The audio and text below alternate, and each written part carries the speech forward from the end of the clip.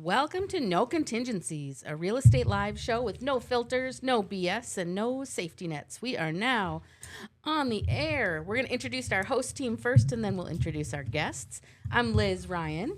Parker Pemberton. I'm Nicholas Warpole. Awesome. Welcome, guys. Our first guest today is a powerful example of what intentional growth, strong leadership, and community focus can build, especially in a small town market.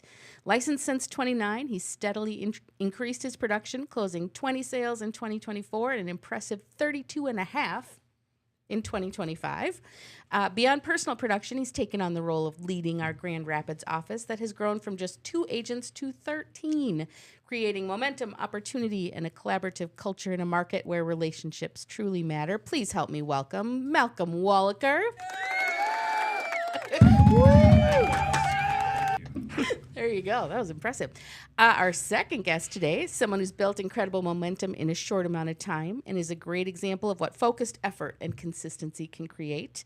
He obtained his real estate license in 2021, closed 32 homes last year, 2024, I should say, following that up with an impressive 58 in 2025, nearly doubling production year over year. He's recently joined our brokerage and is also a beast on the dance floor. Please help me welcome Bridger Hopkins. Woo! Wait, do you want this one? Yes.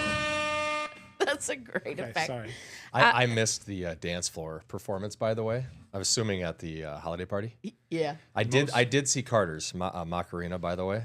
Yes, we're going to keep Sadly, talking about that for a let's while. throw it. I Let's don't have throw a it bit in loaded there in. for I'm that. sorry.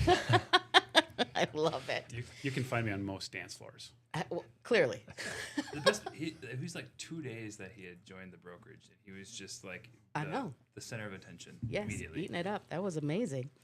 On today's show, which is episode 8 of our show, we'll review some core real estate philosophies with Parker. We'll get to know Malcolm and Bridger, and then we'll quiz all of our guests on some Grand Rapids trivia. Let's get started. They're nervous already. Okay, those of us who've known Parker for a while are particularly fond of some of his catchphrases. My personal favorite is kicking a dead horse. I don't know, and it always involves a visual aid, like a demonstration of what that might look like. Let's hear about a couple of them that actually apply to real estate a little bit more. Are you ready, Parker? Yeah. Okay, so I'm going to read it, and then I want you to tell us what it means in real estate terms for you. Ready? Okay. First one, be the lighthouse. We made shirts for this one. That was actually when we had Chad come in office. You remember? 100%. Who How forget could that? anyone forget Chad coming into the office? Yeah. Went shirtless in front of the whole company to Sure did. put that on. That was hilarious. So what I want everybody in their own specific communities and spheres of influences to be the authority in real estate, and I want you to be the lighthouse that shares relative, authentic knowledge from your perspective. And so we say be the lighthouse because we literally want everybody to be that lighthouse to their audience, Yeah. and to showcase their knowledge and talents to everybody, because I think I think the marketplace needs that. So Particularly in times of distraction and when the headlines spell doom and gloom for the housing market, right? absolutely, and every market and every community and every city is different, and so we want to get hyper local all the time, and that starts with all of the agents. Right. All right. Number 2, never have 2 consecutive bad days in a row. What does that mean? Well, it's a philosophy in health and fitness that I often borrow a lot into business because the two are so relatable. Some people think I'm a nerd for this, but we track our calories. We have and our macros. We have a group called Macro Club. Malcolm's in it. And so I always tell everybody, look, the reason why we track is that we can go out and have a burger, fries, burritos. Like, you got to be able to still have fun. But if you do that over and over and over, you're going to create bad habits. So my philosophy is never have 2 bad days in a row. And I think real estate's the same way. Sometimes you wake up and you're sick, and sometimes you wake up and you don't want to prospect, or you don't want to do your activities. And so as long as you don't have 2 bad days in a row, it keeps you on a positive momentum all the time. Right. And so you can have that burger and fries, and it's not going to matter. It literally doesn't even change you. So as long as you don't have more than 1 bad day. Right. So don't let one day of being off of your routine keep you off of it forever. Just jump back on. Yeah, and I track and measure everything, because if you don't have the numbers and you don't see the trajectories of where things are going, you can't really make good decisions. Right. So that's just a core philosophy that I've carried. Yeah. I love that. And that's one where I will kick the horse in front of the group, the proverbial horse that's laying in the Can we get a demonstration? the meeting room. Yeah. The dead horse, though. It's dead. You're not kicking a live horse. No. Okay, thanks. Okay. Unless we're in Grand Rapids, I mean, Rules are Nice. different. you don't know what you do up there. I don't That's know what fair. you find on the side of the road. Kick the dead Deer. raccoon. This is the Nate Bargatze Fox. thing with the dead horse in the yard. Anybody? No? No. All right. If Holly was here, she would get it. Okay. Number 3. It's better to go 1 inch wide and 1 foot deep than 1 foot wide and 1 inch deep. What does that mean in real estate terms? Well, you didn't get it exactly right, but Be sure to point that out. premise is there. I just think the key to high performance is staying focused on the things that matter.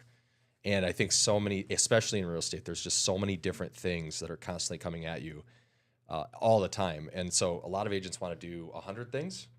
And in reality, what you should really do is just that one most important thing, and just go really deep in that topic. So, for example, let's just talk about lead generation. There's how many different lead providers out there that want to sell you something and take your money, right? But what happens is an agent will pay the money and they'll take the leads, and they will have 8 different sources, and all 8 sources require a different follow-up plan, and then they'll fail and be back at 0. Whereas if you just picked one and you became the master at that, and then you tracked your ROI on that and you continue to grow it over time, you're going to have a lot more success. Yeah. So I think it applies to everything in life again. Yeah. I love it. That's great. We'll come back next week with 3 more because I enjoy this. Well, the ones that I have with my kids are even better. So Really? maybe we'll have to include those. I'm going to need to hear those. Yeah. Yeah, that's amazing. All right. My very favorite, though, my absolute favorite is sometimes you just have to kill a hostage. I'll Not tell you what. shoot a hostage, kill them all together. Yeah. Yeah, you do. It sends the right message from time to time. Oh, goodness. I think that is not what Keanu Reeves had in mind in Speed, but I love the idea. Okay. We're going to move along to Malcolm and Bridger. So excited about this, you guys. Why don't you start, and we'll start with Malcolm, and then we'll go to Bridger. And then Hold on. Speed came out probably before these guys were What are you talking? 1990 born. Speed And- was I'm sorry. 1994. I remember because we had a sleepover with all my buds, and we're like, guys, we're watching Speed. And everyone's like, oh my God, it's amazing. So we loved it. It was They don't make movies like that anymore. Absolutely And not. Keanu, he went through this phase where like people were down on him, and then he came back, and now he's like kind of legendary. And Yeah. legendary. John Wick. 94 though, I was 8. I was born that year. I was born. So it depends on when it Okay. came out. Yeah. I think I'm done. I think I was 10, so it was we weren't supposed to be watching it, but nobody, we were doing it illicitly, which made it even better. I was going to say that makes it even better. Yeah. Well, I was 16, so that's all I have to say. I didn't mean to cut Yes, you off you there. did. It's just 100%. you have to comment on that. Malcolm and Bridger. I mean, other than bring the mic Matrix, it's probably right. I mean, Oh, The Matrix was amazing. What's Wow. The Matrix? I'm just kidding. Oh, okay. Yeah, don't even start with it. Welcome. Blake in the holiday party photo that we had up kind of looked like Yeah. Keanu from The Matrix with the his sunglasses? Yeah, and he had his it might have been like a turtleneck, black turtleneck, Yeah. and gold chain. We just had to throw some like thin sunglasses on him. Right. And it would have been great. Or he also looked like the guy from Men in Black that like shines the black light in your face. Yeah. My favorite. Wonder what year did Men in Black come out?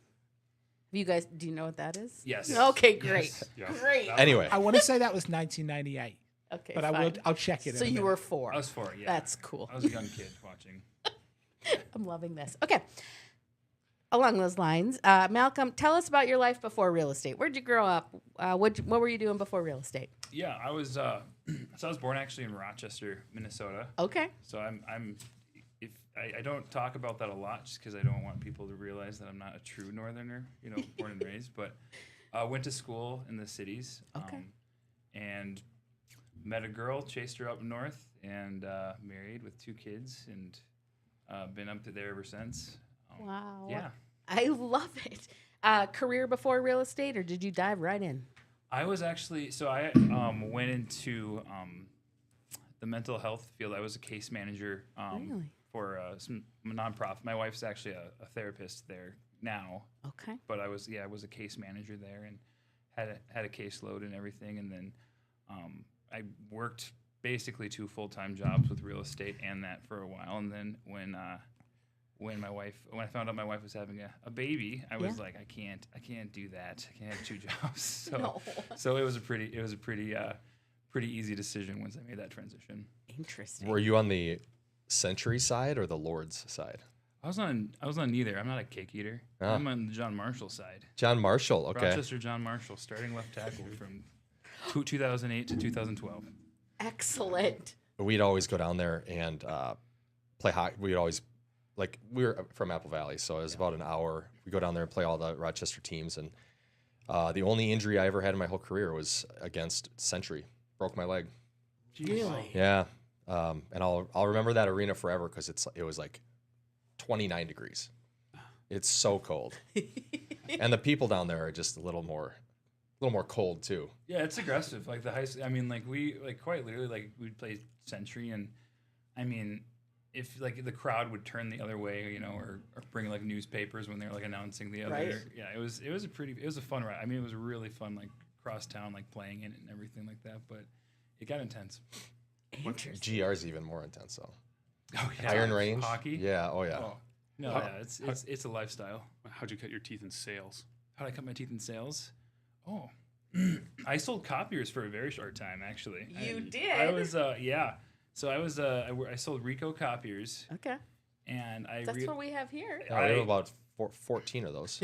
I wish We'd be a good account. I would not have shared that with the rest of our agents, because now I'm the only one. He's the apparently IT guy. knows yeah, I'm the IT guy now. How do we set this printer up? Yeah, got into that, and then we actually have some mutual friends that, well, they're no longer they're agents, but they no longer have a multiple agent brokerage, but they quite literally just saw something in my personality and everything, and they really took me under their wings. Huh? And then started that, and then started the journey, and still friends with them today and everything. But yeah, Oh, it's great. that's lovely. All right, Bridger, over to you. Tell us about before real estate. Where'd you grow up? Yeah, so I'm from Grand Rapids originally. Grew up. Okay. I'm from there. Spent my life out in the woods doing the northern Minnesota stuff. Met my wife in town. I went to community college there. Okay. I was always going to be an engineer, so I went to school for mechanical engineering. Went at the community college and then to University of Idaho. Really? Yeah, so I wanted to do something different. The Vandals. Go Vandals. Yeah. Wow. I- Deep good. pull. That was good. Yeah. Yeah, so that was a great experience. But even before that, in my senior year of high school, I quit sports. And my dad and I bought a foreclosure, and we worked on that. So I was tiling bathtub surrounds at 4 a.m. before math class, and so that's where I got my initial interest in real estate and saw how powerful it was as a tool to build wealth. And for me, the goal in doing that was so I could move out of my parents' house the day I graduated, had roommates help pay for it, and had a place to live while I was at community college. And then we sold it and rolled that money into to pay for school. So we got through school with no debt. Wow. And so that was really valuable in that I learned a little bit about real estate, and then just saw the power in it. Yeah. And then from that, I did tell people when they asked, well, what do you want to do with mechanical engineering? Real estate, kind of in jest. Yeah. And then I got my degree and went into, I worked in northern Minnesota's main industries, mining and paper. Yep. And so I was mostly in maintenance in that. And then once some of those paper, believe it or not, magazine paper is not as popular as it used to be.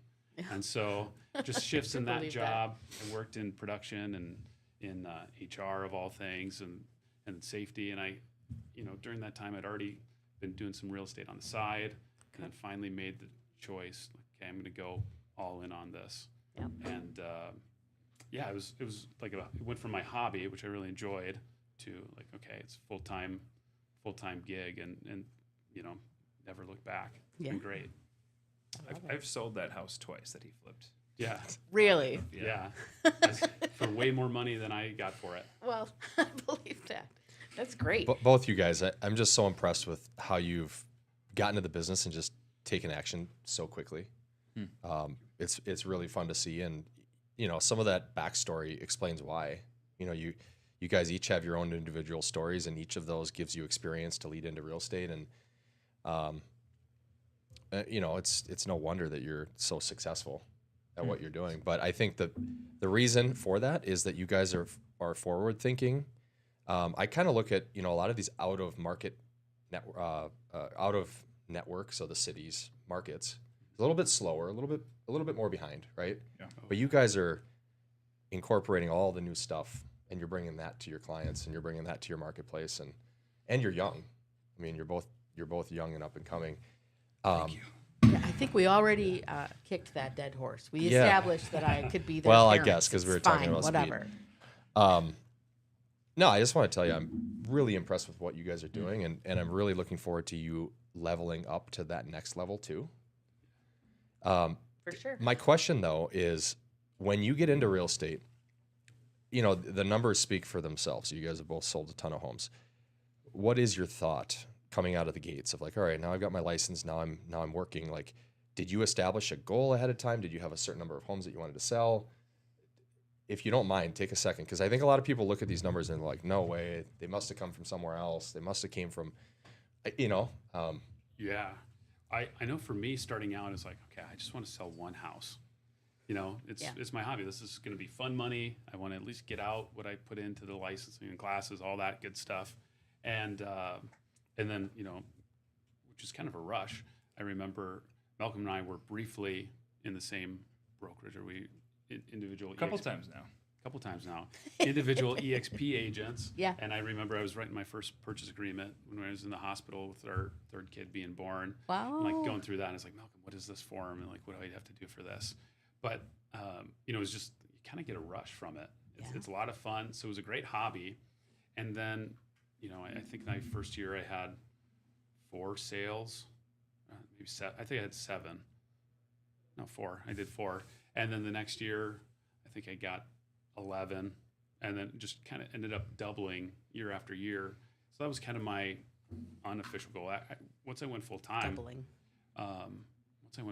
like it was like, okay, I need to get my next deal. I had one listing, nothing under contract. There was no payday in sight, and it was just like, I just got to do it. I just got to do the work. I'm going to show up every day, 8 hours, 10 hours, 12 hours. I knew what I had to do, and I just kept doing it, because there was those days where you make calls, send emails, do showings, and like you don't get anything from it. And even if things go well, that payday is usually like 3 months out, Oh. 3 months, 6 months, 9 months out. So you're just like, okay, I'm working for tomorrow because I need some money pretty quick here. But then also like I'm setting myself up for, down the road. Yeah. so it really makes you have to show up and do the activities every day. I mean, if you don't do the things, you're not going to sell a house, right? Oh yeah, and it's a weird disconnect, because you think I'm working hard today, but it doesn't really matter for tomorrow. It's down the road. Like you're okay. I'm going to take care of future Bridger today, because I can, like, hey, it's nice out, or I want to take a day off, and you don't have that impact, because I already have closings lined up, closing next week, closing. There's that disconnect, so you have to be looking ahead.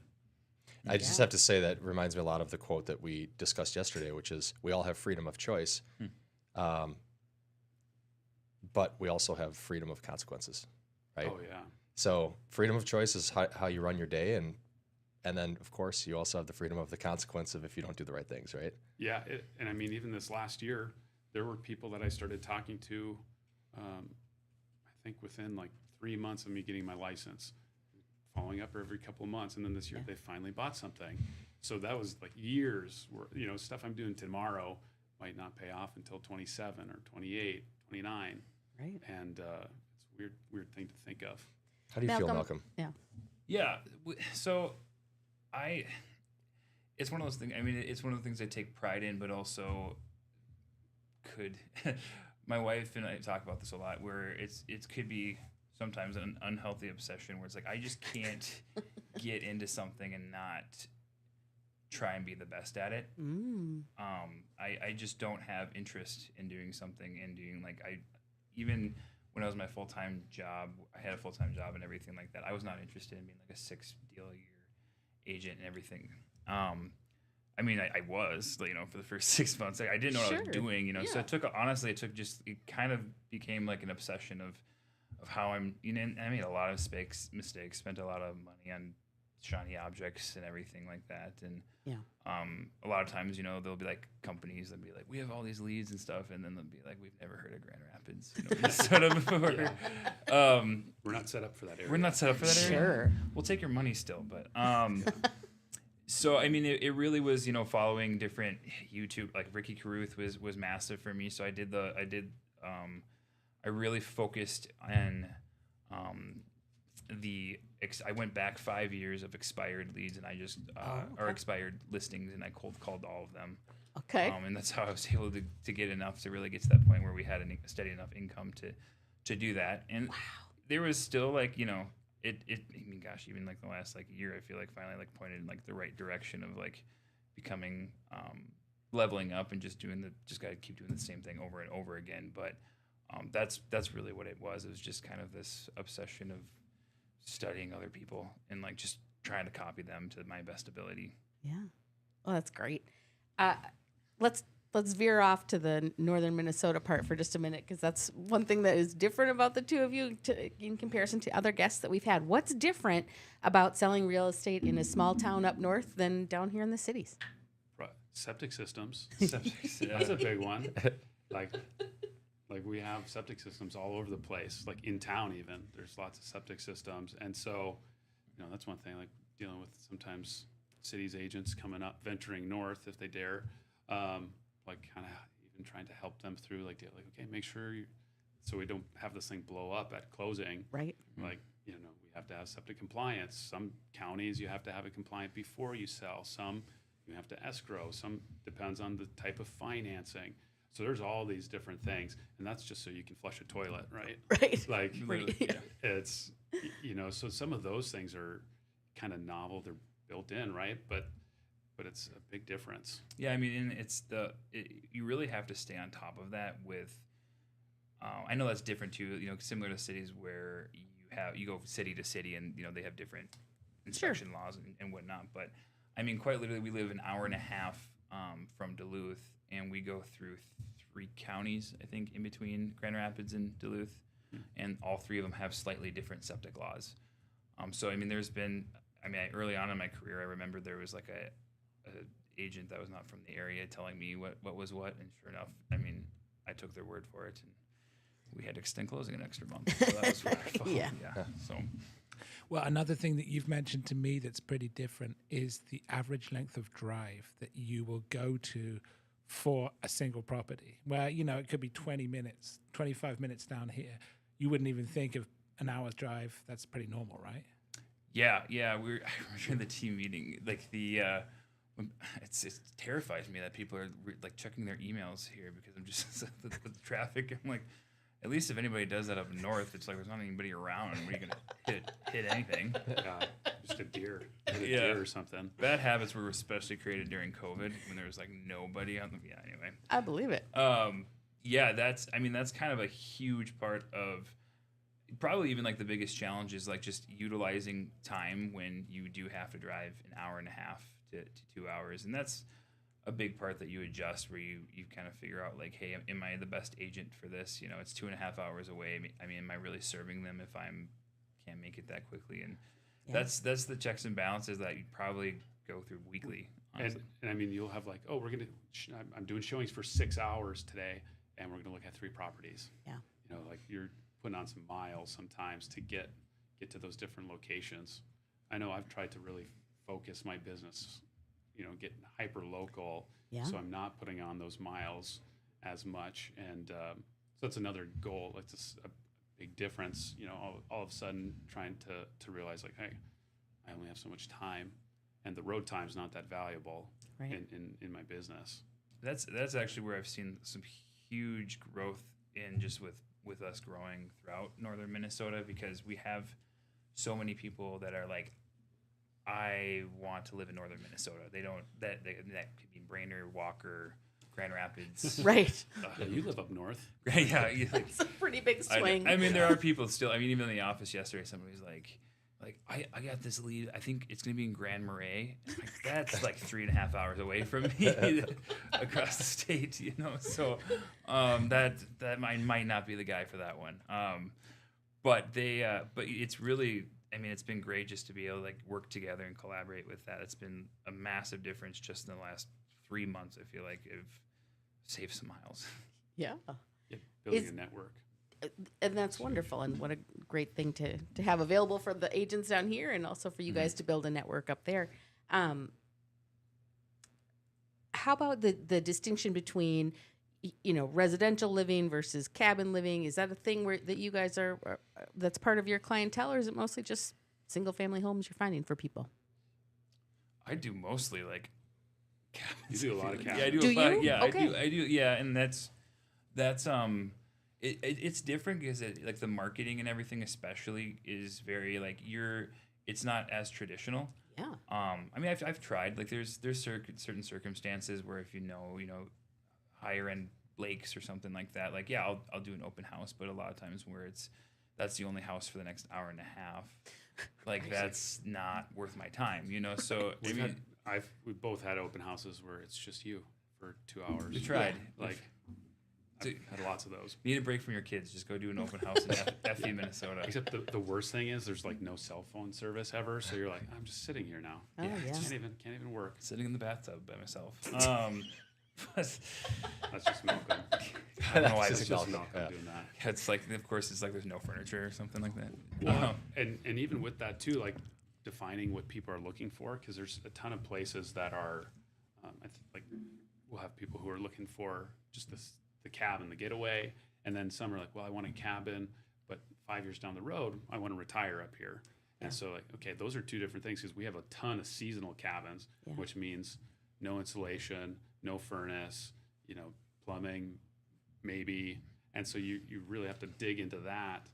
But, it seems like in the last year, I've had quite a few people relocating to Minnesota even from other states. So I've been working with people. And that, I think one of the biggest draws we have is you can find a home with 5, 10, 20 acres. Right. And so people have some space to really spread out. But I'm probably, still 50-50 for in-town living versus the rural. Okay. It's all rural, but I think, all sort of. yeah, and it's definitely it's interesting just how Bridger and I have like found success, but both very different backgrounds of being, him being a local kid and working in some just very pillars of our community that you've worked at with Blandon and the mines and everything, and but yeah, we've still been able to kind of seen success, but we just have such a very different clientele, and honestly, like we know a lot of the same people, but we don't have a lot of overlap. Like we haven't like competed a whole lot, surprisingly. Like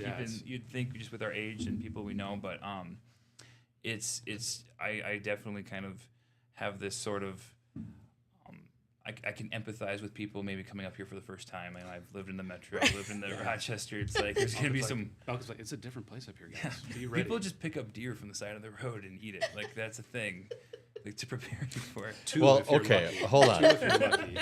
So yes, the culture is different, 4 hours north. But I have to tell this story because I was in a group chat a couple days ago with these guys, and Bridger is out in, I don't even know what time of night it was, but he's in his truck. He's got the headlights on, and he has 2 dead deer in the back of his truck.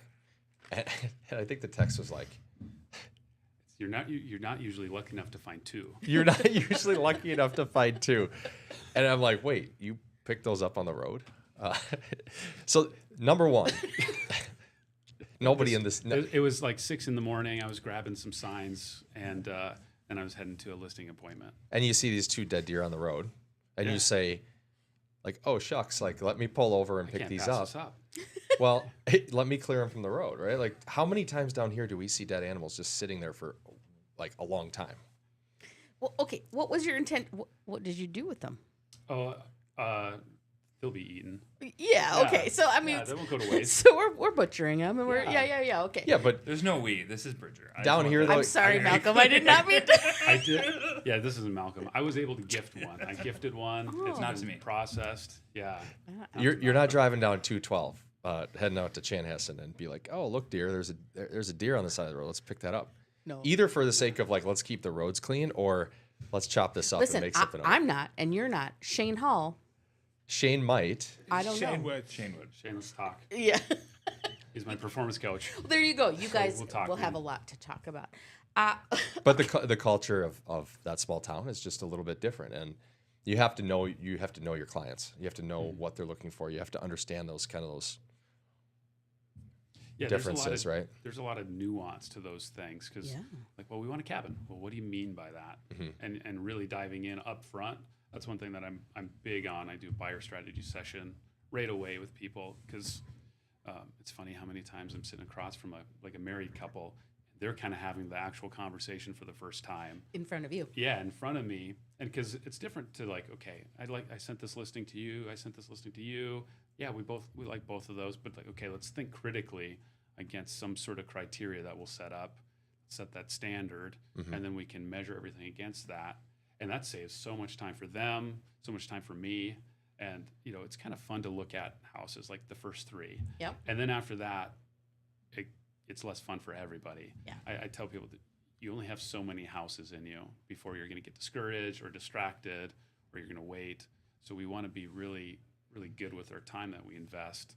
And so that's something that I found that's really powerful in my business.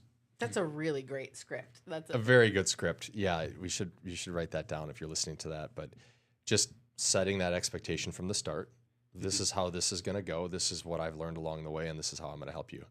Yep. Yeah. Especially when you have 2 hours between houses, like it's critical, right? Yeah, because if you can find right away, like, oh, that's a seasonal home that won't work to retire into unless you want to totally remodel it.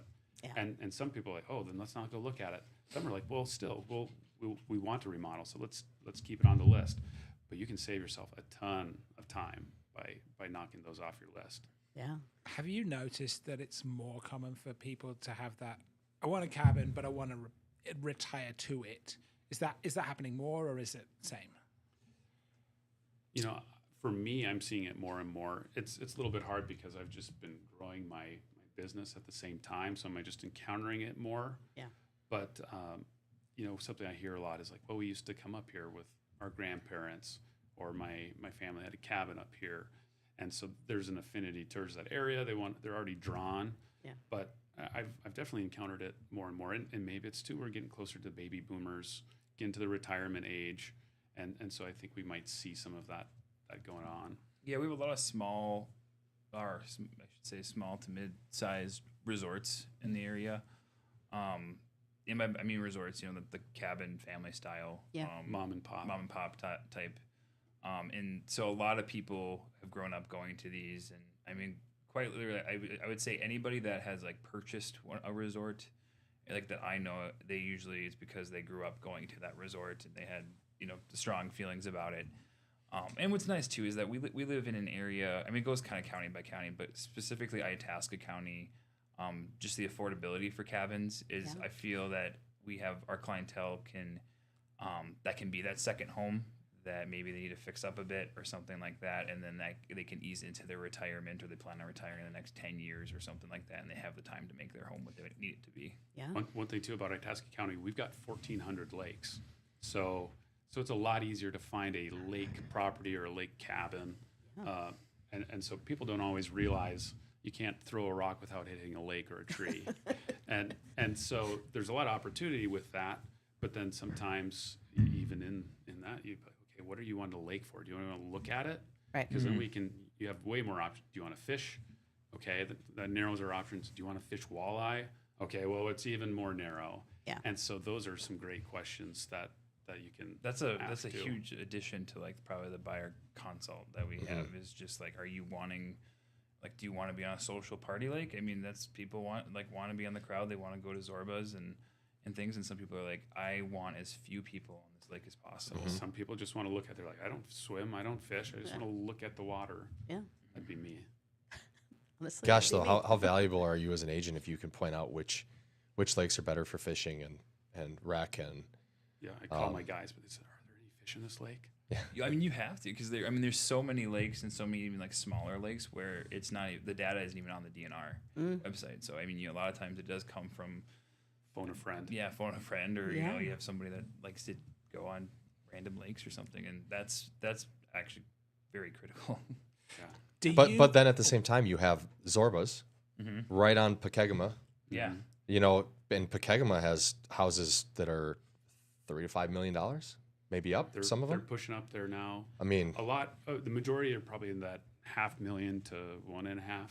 Yeah. It really It's depends. crazy what that increase has been over the last, Right. since 2019. I think I told you guys, but I had a friend growing up that their family has a house there. They call it a cabin, but I mean, back 15 years ago, it was $1.5 million. It's probably 3 now. Yep. It was huge, and so going out on that lake at night over the 4th of July, like it's an awesome area. And so Grand Rapids is cool because you have that, you have all these different lakes, all this different space, acreage. There's a lot of things for a lot of people. And even defining too, like, okay, you want to be on a lake, perfect. But I know a lot of fishermen who like they're trailering their boat all the time, no matter where they're at. So I've even talked people out of lakes. Yeah. You can find more house, more property, same price, and you're trailing your boat anyhow. And so because it's not 2 hours to get to a lake. In 25 minutes, you can get to any number of like great fishing lakes with public access. Yeah. So really strategizing and picking that flavor of outdoor rec that people like. Specifically Pokegama. I mean, that's because people just love that lake, and I mean, some people can't afford 1.5 to 3 million. Right. So, but there's tons of neighborhoods nearby where you're quite literally 4 or 5 minutes away from a public landing. So it's in and the Zorbas and the different restaurants on the lake too. You can go right up to it. So it's pretty ideal location, I think. It's fun. How protective are the locals with the information about the best lakes? Because sometimes you'll find, and I know my gal's mom lives on a lake, and people are a little bit not always willing to give you the goods unless they know you, unless you got a hookup. Do you find that there's a little bit of that around, or is it mostly pretty shared information? Fishermen are really protective. Fish Lake X. Yeah. Fishing's always good on Lake X. Yeah. But I don't know. I think there is a little bit of that though, where they're protective about information about the lake. But it's surprising how many. So there's some key lakes like Sugar and Trout Lake, Wabana, Pokegama. Your neighbor's second cousin is really interested, and so almost everybody's got a list of people who they know would buy their house. And so that can be the thing too, is even when we're listing appointment, you're kind of competing against your neighbor's best friend, and making sure, well, let us at least provide you with some value, help you through this process, even if you end up selling it to them. Sure. Like let's make this. Well, a lot of times people too will have those lists that they go off of, so they don't want to list it. None of those people can actually buy it, Right. or they'll waste time. Well, I'm almost ready. It's almost time, and that's something I run into a lot. I don't know.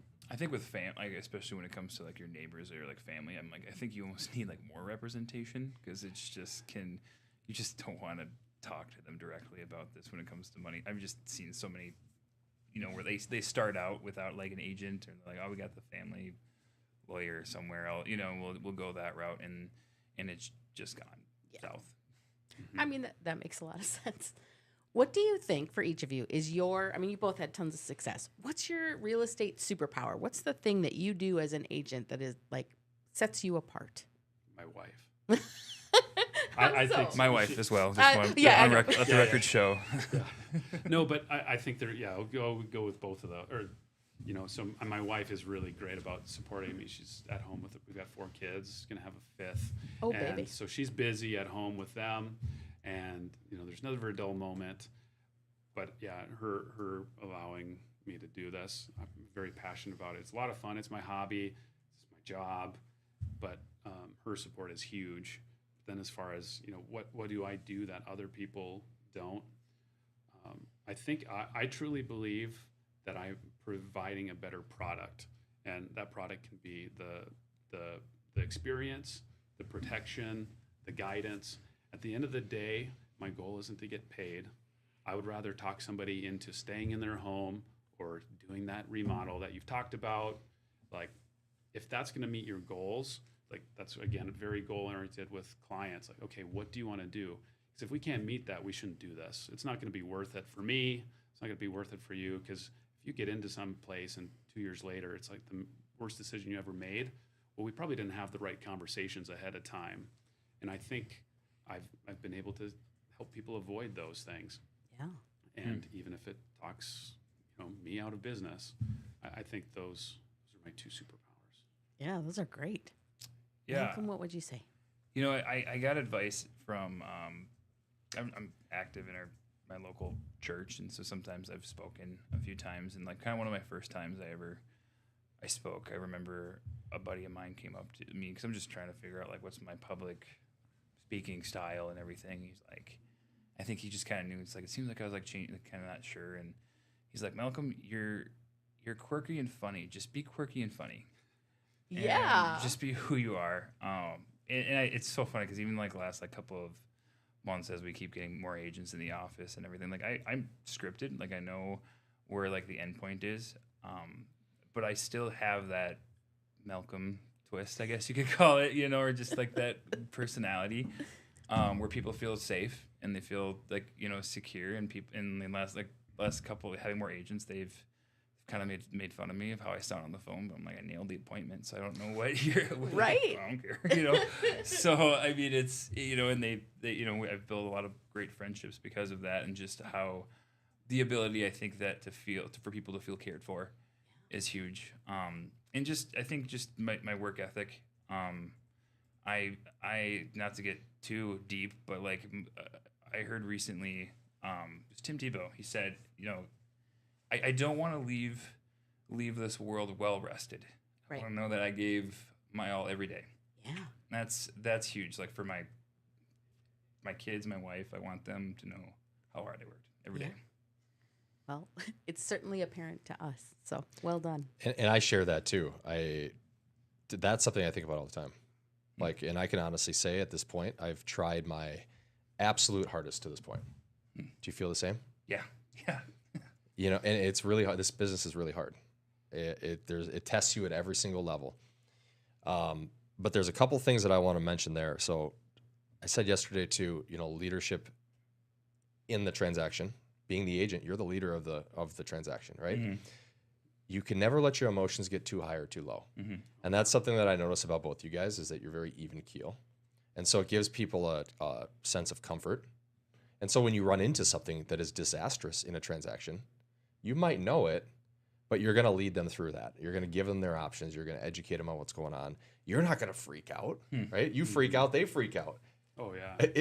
Because it follows the leader. And so that's something that I think both you guys have. Bridger, you said something too that reminded me of a lot of agents' perspective on this career is just not where yours is, because what you're thinking about, what you said, is you're just making deposits in people. You're like literally taking, a quarter and you're just putting it into the bank, and you're making these deposits in people's lives, and those deposits are value.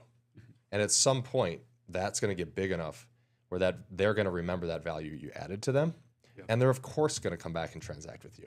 Oh yeah. If you talk them out of a sale, they're going to be like, you know what? That was the most honest guy I've ever met with. Like, no sales breath. He really cared. And that's what it's all about, because you're looking at it, both you guys are, like a career, not a job. Yep. This is not a sprint. This is a long-term career. And the more deposits we make in people, the more you give back, the more you share what you have, the better you're going to be in the end. This is, we all grew up hearing like your parents say, it's not whether you win or lose, it's how you played the game. And we're all, as kids, we're all, that's the dumbest thing I ever heard of. That's why we're here to win. But the thing is, when you're not like trying to get some title or whatever, what that really means is you are playing so that you get asked to play again.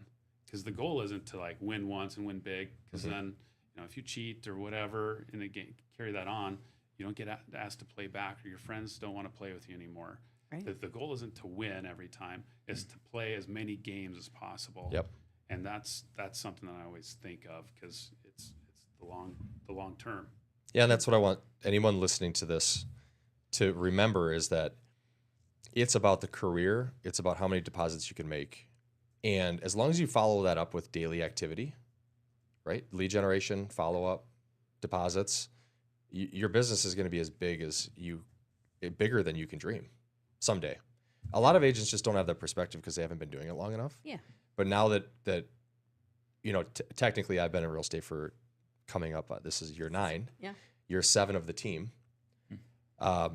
We look over those years, how many times we just added value and we just added deposits. Liz and I just said, we don't need to get there in a certain amount of time. Right. We just need to keep doing those things because we know when our time is right, we're going to get there. Yeah. And trusting in the results, trusting in the process, and Yeah. knowing that the results will come. and just want to tie this back to the very beginning, like their sales numbers, you don't get into the business in 2021, 2022 and sell almost 100 homes a year together, like 50 homes a year, 80 homes. This is crazy stuff, right? It's over 100. I just want that. Yeah, I know, and I We love get that you some come. off-market stuff and some range MLS. Yeah. I'm we have- rain. Yeah. Yeah, I so probably just for the shorted your correction, numbers. it was 44 homes. I just want that. But In it's 2025. but it's that long-term approach, right? Add deposits. Some of them won't transact with you this year, but they'll come back 2 years from now. And then you're just going to wake up tomorrow and go back to doing your business, which is adding value to people. I love it. I'm going to ask one last question, and then we will conclude with our 2 truths and a lie, which I'm very excited about. Okay, give us just, you guys, in short terms, what's your best advice for other agents out there?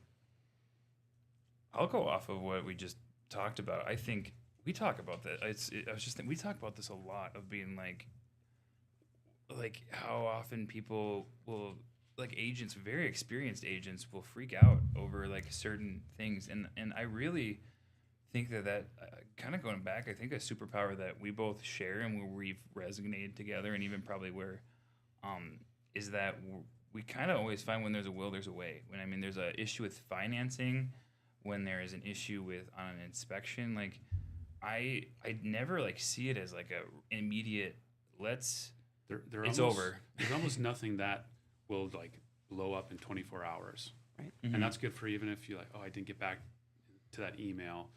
Almost any time throughout the transaction, like, okay, you can take time for yourself, or if you're away for a day with your family, but like time, you have more time than you think. Yeah. And you don't have to react. You just staying even keel and really feeling like the leader, and making sure like that they know that everything, being honest, and be like this is a rough spot, but that here are some possible solutions. Yeah. And I think that's always coming with solutions and not just presenting a problem. Yeah. I think one thing for me, like one recommendation is definitely celebrate your successes. We were talking about that yesterday, like how every time I had my first closing, I'd buy a bottle of bourbon because it was like 4 closings or whatever. Yeah. So it wasn't that crazy exciting. And then like that wasn't sustainable. But like definitely do something like that right away when you're starting out. Yeah. And then you still celebrate them, you mark it, you write it down, record it. It's a mile post. But then on the flip side, okay, what didn't I do?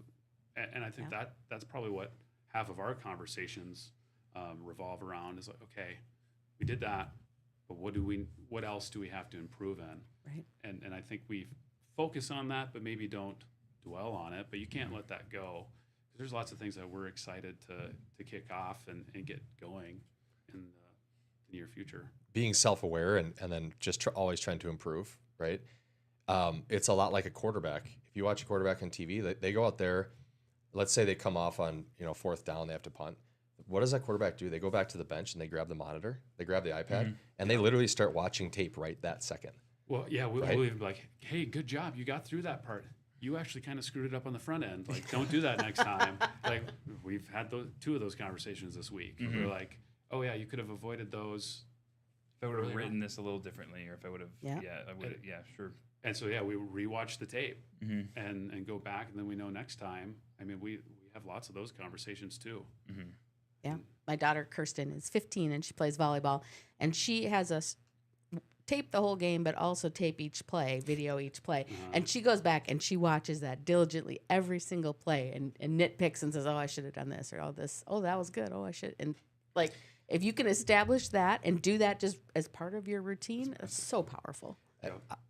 What's typically the first question I ask you when you and I get back to the office after a team meeting? Yeah. What do I Well, ask? we rank it on a scale of 1 to 10. Well, I do. You do, and then you ask me if I agree. I say, yeah, what do you give it? Yeah. And I'm like 7.2. Yeah, I think we could have been better there. I love that. Yeah. That's traction, VTO kind of Yeah. stuff. Yeah. I'm just hypercritical and, kind of a control freak. But so important to look at everything and Yeah. not just obsess over the success or the failure, but to capture both. So an agent listening to this should look at their transactions and say exactly that. Break it down into chunks. Like, where could I have been a little bit better? What can I do different next time? What worked? What didn't? Yeah. Write it down. Take note. That's You gold. become better in real time. Agreed. All right, we are almost out of time, so we're going to do the most exciting part of the show right now. We're going to do Grand Rapids, 2 Truths and a Lie. So I'm going to, in case you're not familiar with the game, I'm going to read 3 statements, 2 of which are true, 1 of which I made up. And we're going to ask Parker first because he's the least familiar, and then we're going to let Nick weigh in, and then you guys can tell us the answer, or I can tell us the answer. Okay, are you ready, Parker? Yes. Okay. First set of statements, courtesy of Wikipedia. Number 1, Grand Rapids was named for 3.5 miles of rapids on the Mississippi. Put your phone I was down. just trying to put it in ChatGPT. Yeah, I know. Number 2, I think- I'm going to give you 3. Okay. That was number 1. Number 2, the rapids are no longer visible because they are under the dam of a paper company. And number 3, rafting the rapids is a big source of tourism revenue for the town. Which of those is false? I think, I think it's the tourism revenue.